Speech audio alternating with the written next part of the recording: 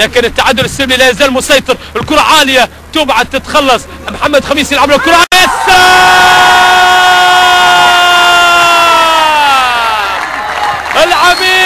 العميد يضرب بيد من حديد بالثوب الجديد ليرسم البسمة على شباك كل نصراوي.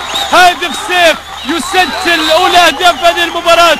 هادف سيف يسجل أولى أهدافه مع نادي النصر ليسعد الجماهير النصراوية. براسه حطها بالمرمى ليعلن عن هدف التقدم. شوف الكرة، محمد خميس يلعب له كرة إلى هادف حطها بالمرمى ليعلن عن هدف التقدم لمصلحة العميد. محمد مال الله هو اللي لعبها براسه لمصلحة وهادف حطها بالمرمى. 1-0 هي ثورة الكبار، هي نزعة الأبطال. نادي النصر يتقدم بأولى الأهداف 1-0 لمصلحة النصر بعد مرور 67 دقيقة استطاع أن يسجل أولى أهداف هذه المباراة. شوف الكرة من محمد مال الله حطها براسه بشكل جميل إلى اللاعب هادف سيف المدافع المتقدم من نكسة إلى نكسة. كرة وصلت الآن إلى يا سلام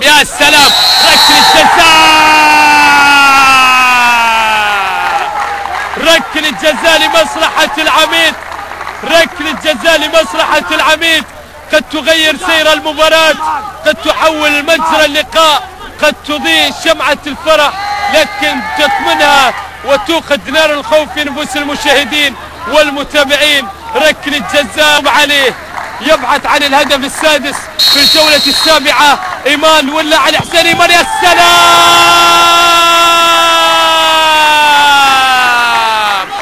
العميد اللي له في القلوب هيبة وفي النفوس مكانة، يدك حصون عجمان ويهد نصر ويهد السد العيماني. نادي النصر يتقدم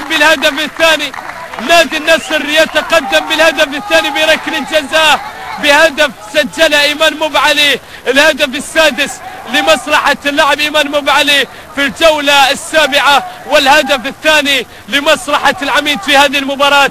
العميد يتقدم بهدفين مقابل لا شيء. العميد يتقدم بهدفين مقابل.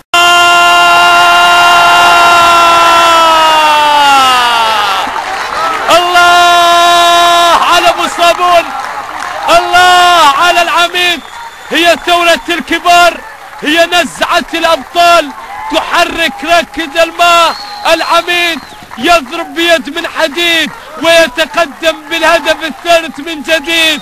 ثلاثية نصراوية والعميد في الشوط الثاني حتى لا 100%. شوف الكرة، يا سلام.